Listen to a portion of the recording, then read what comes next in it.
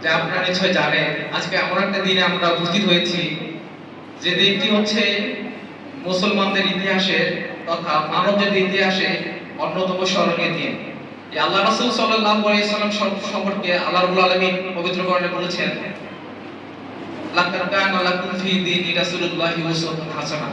তোমাদের জীবনে যত আদর্শ রয়েছে, যত কিছু মতবাদ রয়েছে, সব কিছুর ঊর্ধ্বে সমস্ত আদর্শের একমাত্র ঠিকানা হচ্ছে মুহাম্মদ সাল্লাল্লাহু আলাইহি ওয়াসাল্লাম। এবং আল্লাহ রাসূল সাল্লাল্লাহু আলাইহি ওয়াসাল্লাম সম্পর্কে আল্লাহ তাআলা নিজেই বলেছেন, ওমা আরসালনাকা ইল্লা রাহমাতাল লিল আলামিন। আমি আল্লাহ রাব্বুল আলামিন তোমাদের মাঝে এই মুহাম্মদ সাল্লাল্লাহু আলাইহি ওয়াসাল্লামকে সারা পৃথিবীর রহমত হিসেবে নাযিল করেছি। সুবহানাল্লাহ বলেন। আজ আপনারা জানেন যে বিগত এই 2 মাস থেকে যে বৈষম্য বিরোধী আন্দোলন চলছিল, এই পৃথিবীতে তথা বাংলাদেশ সহ পৃথিবীতে প্রত্যেক জায়গায় যদি কেউ বৈষম্য দূরীকরণ করতে চায়, একমাত্র ঠিকানা, একমাত্র ব্যক্তি যার আইডিওলজিক্যাল পাওয়ার দিয়ে আপনি পরিবর্তন করতে পারবেন, সেটি হচ্ছে মুহাম্মদ সাল্লাল্লাহু আলাইহি ওয়াসাল্লাম। এটি বিশ্বাস করতে কারো সমস্যা আছে? না।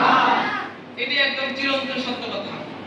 অনেক বড় বড় মনীষীরা বলে গিয়েছে যে মুহাম্মদ সাল্লাল্লাহু আলাইহি ওয়াসাল্লাম হচ্ছে সবকিছুর ঊর্ধ্বে, তিনি সমস্ত আদর্শের একমাত্র কাণ্ডারি, যেটা আল্লাহ তাআলা পবিত্র কোরআনে বলেছেন, সূরা আযাব 25 নম্বর আয়াত, লাকাদ কানা লাকুম ফি দীনি রাসূলুল্লাহি উসওয়াতুন হাসানাহ।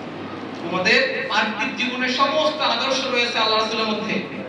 সুতরাং একজন মুসলমান হিসেবে, একজন মানবতার ভেরিওয়ালা হিসেবে আমরা এই কথা বলতেই পারি যে মুহাম্মদ সাল্লাল্লাহু আলাইহি ওয়াসাল্লাম আমাদের জীবনের সবচেয়ে বড় আদর্শের একমাত্র আদর্শিকা। আর অন্য কোনো আদর্শ নাই। আপনি কোথায় দেখাবেন? আল্লাহ তাআলা পবিত্র কোরআনে আরো বলছেন যে আমি আমার রাসূলকে সত্য দিন সহকারে পাঠিয়েছি যাতে করে সমস্ত দিনের উপর বিজয় লাভ করে। সমস্ত তন্ত্র মন্ত্রের সব কিছু শেষ হয়ে যাবে, শুধু ইসলাম নামক যে পতাকা উঠবে, সেটা একমাত্র আদর্শ মুহাম্মদ সাল্লাল্লাহু আলাইহি ওয়াসাল্লাম।